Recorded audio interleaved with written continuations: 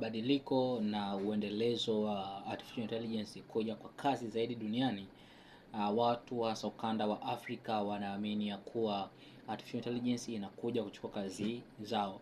Lakini walisia kwa research inasema kuwa Afrika nzima tunatumia artificial intelligence kwa 2% tu. So tuna pasenti 2 tu ambayo tunatumia artificial intelligence. Maana yake Afrika, ukichukua Afrika nzima yote, tuna matumizi ya artificial intelligence kwa 2%, ambao ni tofauti na sehemu nyingine, nchi nyingine za Ulaya tayari washafika katika asilimia nyingi, lakini kwa sisi tuna 2% ya matumizi ya artificial intelligence.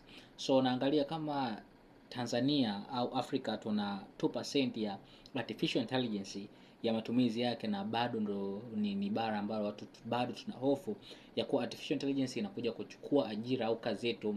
Ni tupo wrong side, tunakosea. Kwa sababu gani? Artificial intelligence yenyewe imekuja kukurahisishia kazi. Kwa mfano, wewe ni graphic designer.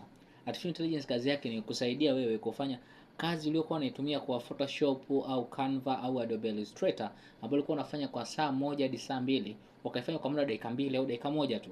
Sasa artificial intelligence haijaja kuchukua kazi yako. Artificial intelligence imekuja kukurahisishia kazi. Let's say wewe ni mwandishi wa habari, ulikuwa unapata article ndefu, unaandika, unasoma, unaipitia moja moja, but for artificial intelligence itakusaidia kuandika article ambayo ni nzuri na ikakupa ushauri ni namna gani ambayo unatakiwa uipange.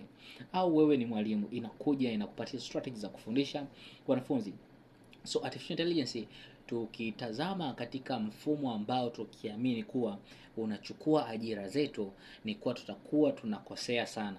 Mimi kama mtu wa teknolojia, hasa nimebobea katika upande wa artificial intelligence, ninaamini kuwa artificial intelligence imekuja kuturahisishia kazi. Let's say nikitembelea website yako iwe bora zaidi, iwe ndani yake na artificial intelligence, maana yake mimi nikifika sina haja ya kuanza kuenda si contact us au about us, moja kwa moja naenda ku ask artificial intelligence, inanipa taarifa kwa karibu kwenye taasisi fulani, inakupa unahitaji nini, inakusaidia moja kwa moja, ambapo inakuwa ipo trained kwa specific based data ambazo ni kwa ajili ya kampuni yako. So mtu anakuwa anapata taarifa zako kwa urahisi sana na bila kuhangaika. So artificial intelligence imekuja kuturahisishia sana katika sehemu hiyo. Kwa hiyo tubadilishe mawazo yetu, tubadilishe mtazamo wetu kuona kuwa artificial intelligence ni sehemu ya sisi kupata fursa zaidi. Watu wengi wanatafuta watu wa kwa ajili ya kwa train artificial intelligence, wana uwezo wa kujifunza. So tumia artificial intelligence kwa ajili ya mabadiliko yako ya kiuchumi, na inawezekana kabisa. Next video nitakuja kuwafundisha namna gani unatumia artificial intelligence katika biashara yako au katika taasisi yako. Inaweza kukusaidia ikawa very best.